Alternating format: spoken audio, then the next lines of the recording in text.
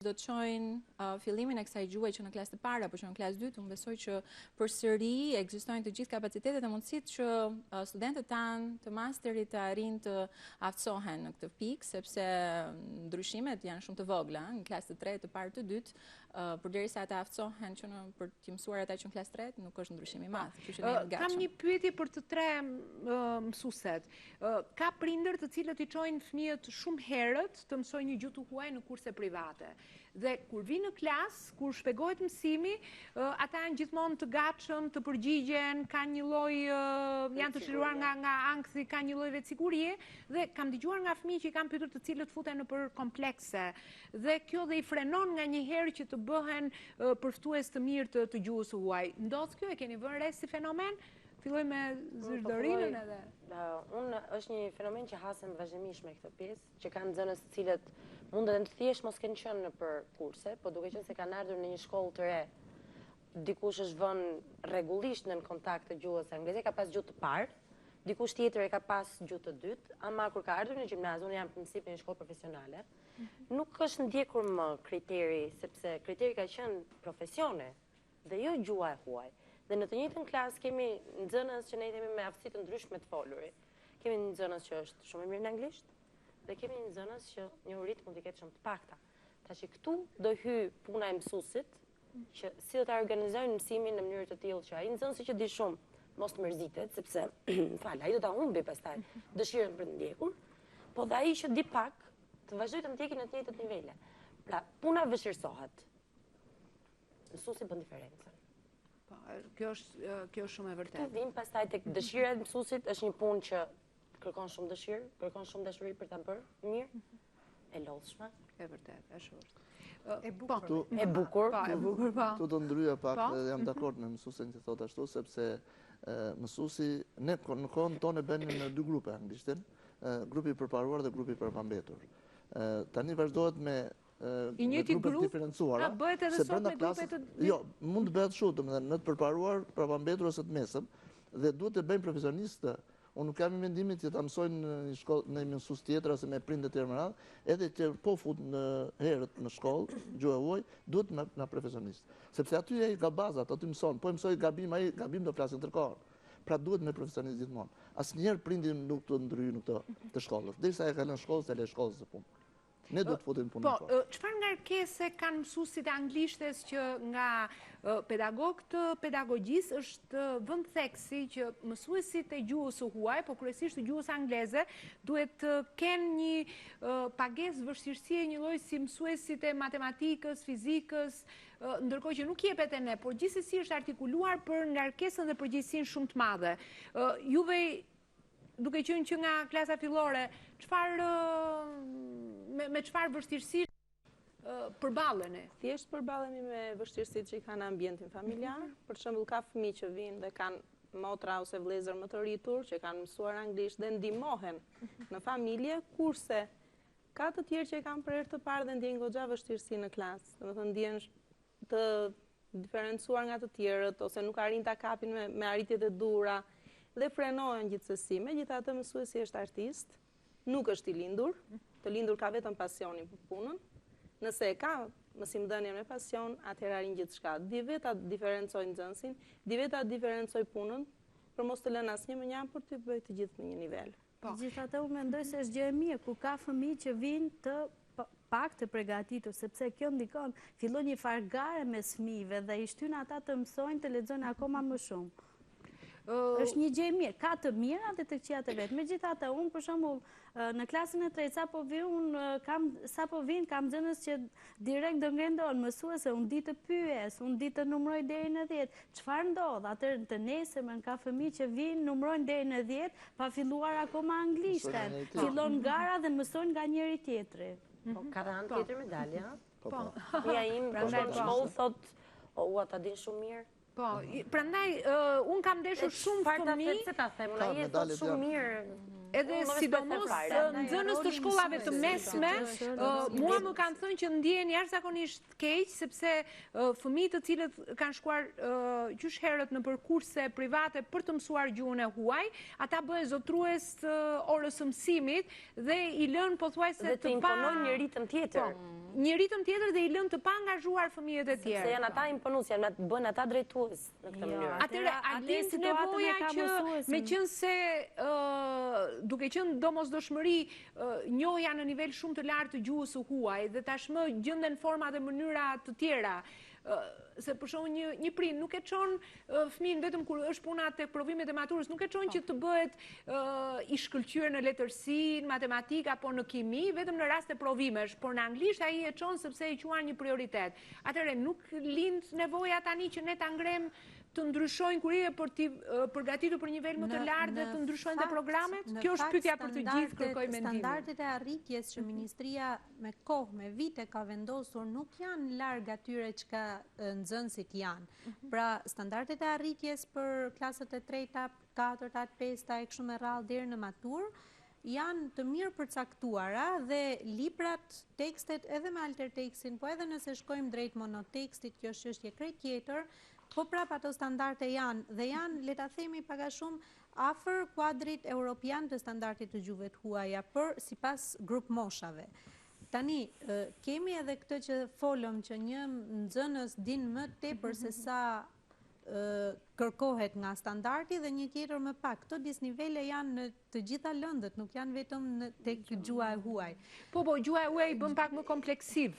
Në matematika i thot mua nuk më jepet për matematik dhe thot do të gjej një drejtim tjetër, por në çfarë do lloj drejtimi ai duhet jetë zotruesi i gjuhës së huaj, pra ka një specifik. Po, ne nëse kërkojmë të rrisim këto standarde, është një punë shumë e madhe që pastaj do lëm shumë poshtë, le ta themi, ato shtresa fëmijësh që nuk kanë mundësi kursesh, le ta themi. Pra, nevoja nuk duhet të vijë nga ato nxënës që frekuentojnë kurse dhe ecin me hapa shumë më të shpejt, për mendimin tim. Nevoja duhet vijë jo e standardizuar që në të gjithë Shqipërinë klasat e treta duhen din kaq, to janë standardet arritjes mësimdhënies dhe të mësimnxënies sipas Ministrisë së Arsimit, të cilat janë shumë mirë që duhen respektuar dhe që janë vendosur, por nevoja duhen vinë më graduale, për mendimin tim, jo nga ata që shkojnë në kurse. Po, edhe pastaj po, ja jap zonjës Laura dhe mësuesit po. Desha të flas për mësuesit sot do të bëjnë mend mirë kur të futen në shkollë.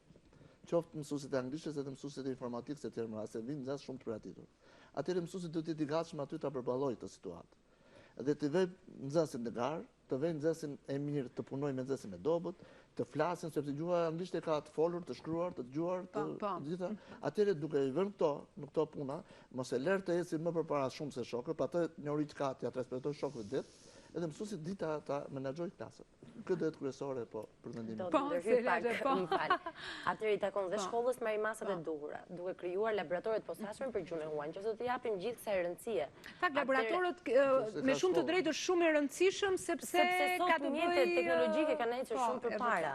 Dhe unë me një magnetofon ose me një mjet primitiv gati, me 2 bokse dhe një kompjuter aty, flas primitiv për gjendjen e teknologjisë sot. Nxënësit tonë janë mjeshtër të teknologjisë, dinë gjërat më të fundit, pra mund të bëhen ndihmë në të njëjtën kohë.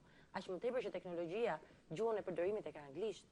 Pra ato mësojnë duke përdorur atë dhe duke ardhur ndihmë në një kohë që mund të përdorim smartboardet. Pra do pak investim kjo gjë, ama nëse bëhet, rezultatet do janë shumë të mira. Shumë të larta. Po. Është shumë e vërtetë që roli i mësuesve të fillores, që nga klasa e 3 e mëtej, është shumë i rëndësishëm. Unë mendoj se ata janë hapi i parë drejt njohjes me gjuhën e huaja dhe në momentin që ata gabojnë, ose siç u përmendë këtu, u mësojnë gabim shqiptimin e një fjale apo gramatikën, atëherë ky gabim do përsëritet dhe do merret, kështu do ruhet. Do jetë shumë e vështirë më pas kur ai të shkojë në gjimnaz që të ndryshohet. Ndaj unë mendoj që roli është shumë i rëndësishëm edhe cilësia e mësuesve që japin mësimet në shkolla duhet të jetë shumë e lartë, sepse detyra dhe përgjegjësia është shumë e madhe. është shumë e vërtet që ka nevojë për laboratore, është shumë e vërtet që një mësues në gjimnaze nuk mund të merret me të 4 aftësitë të gjitha, nuk mund të bëjë dëgjimin në klasë sepse do të merrte shumë kohë, dhe në fakt është interesant të thuash që nga një testim vetëm para 2 vjetësh, një testim i thjeshtë që ne bëm falas për rreth 500 studentë, diçka më pak në universitetin tonë, nga degë të ndryshme, pam që aftësia më e dobët ishte ajo e të dëgjuarit dhe të folurit, patjetër që ka vështirësitë e veta sepse mungon.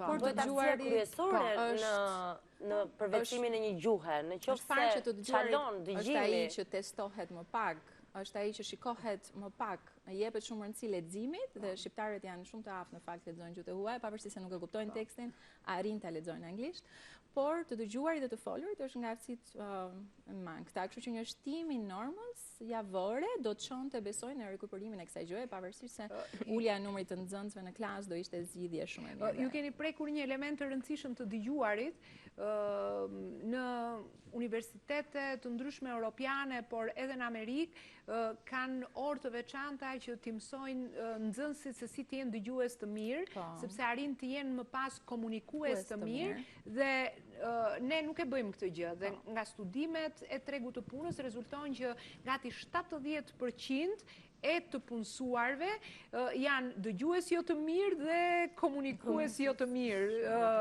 Mendoni pastaj në problematikën e gjuhën e huaj. Gjatë jetës shkollore. Po, është e vërtet. Po, me që folëm për universitetet amerikane, po edhe kudo, praktika e lëndës learn to learn është shumë e rëndësishme dhe ajo është që në shkollat e mesme, jo më që duhet patjetër edhe në universitet të jetë një lëndë e tillë, sepse një defekt i madh që studentët tonë hasin, të cilët ata e kanë sjellë me vete që nga gjimnazi, për mos folur më herët edhe nga shkolla nëntëvjeçare, është se nuk arrin të njihen mirë me tekstin, nuk dinë se çfarë duhet të mësojnë nga teksti ose çfarë të nxjerrin, kështu që edhe ato këshillat e vogla se si të punojnë me tekstin, se si të mësojnë që të mësojnë dhe pastaj ti mësojnë të tjerët, është shumë e rëndësishme, nis që nga dëgjimi.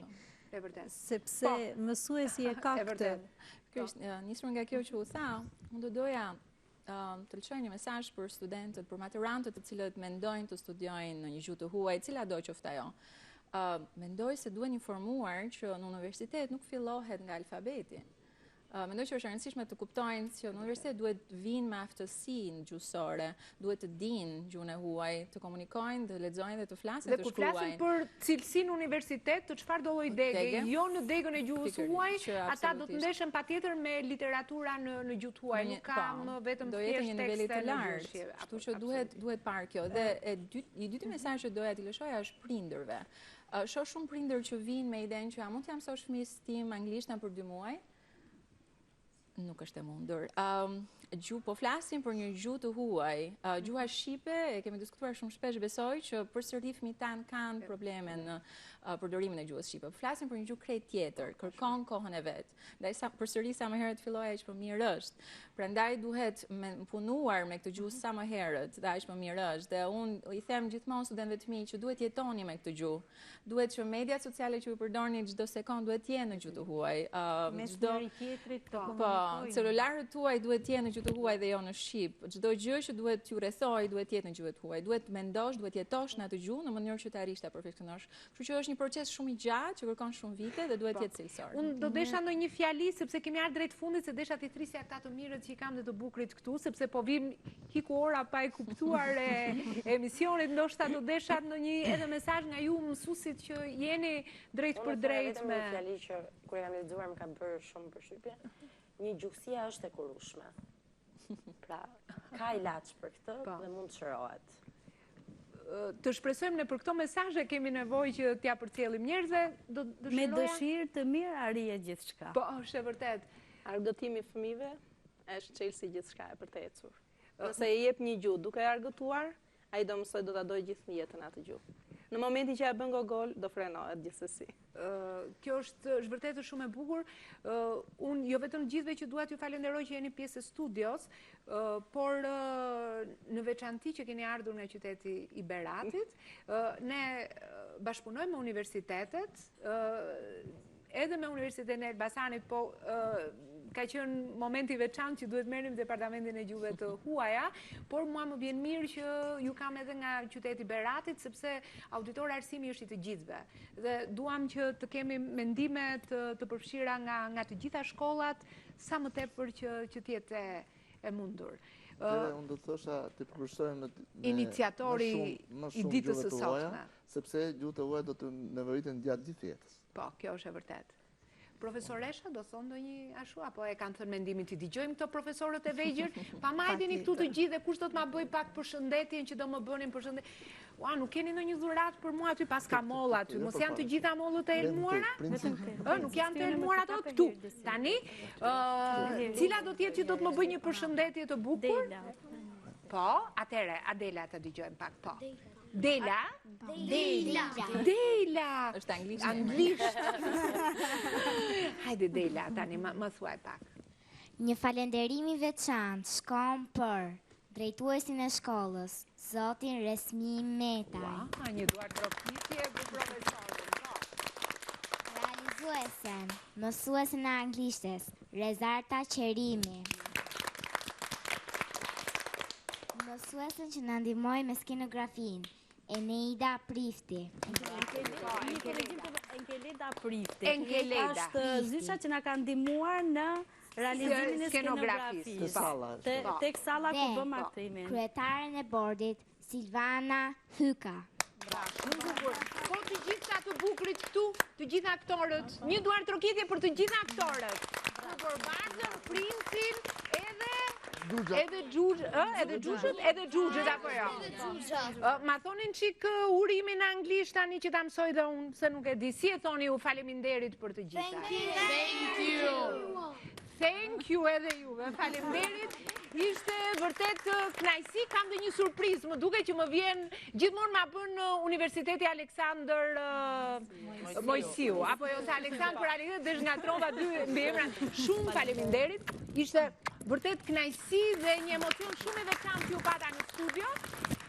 Me qënë se ne këto janë ditët më të bukura të auditor arsimit, është fundi, por asnjëherë në arsim nuk ka fund, sepse ka një fillim dhe një fund që gjithmonë kap stafetën dhe ne prandaj jemi çdo të hënë auditor arsimi. Dhe për t'i dhënë një emocion shumë të bukur, nga gjuha angleze do të kalojmë pikërisht se ne nuk mund të jemi zotrues të mirë të gjuhës angleze apo të një gjuhe të huaj nëse nuk jemi zotrues të mirë të gjuhës shqipe. Dhe zotrimi i mirë fillon që nga mësimi abetares. E mbyllim emisionin për ditën e sotme me disa emocione shumë të bukura që na vijnë nga shkolla e Fushkrujës. Ishte një mësuese e thjesht, e cila erdhi dhe trokiti në derën e televizionit shqiptar dhe tha, nxënës të mrekullueshëm tha ka dhe shkolla e Fushkrujës. Dhe ne dëshirojmë t'i japim një zë.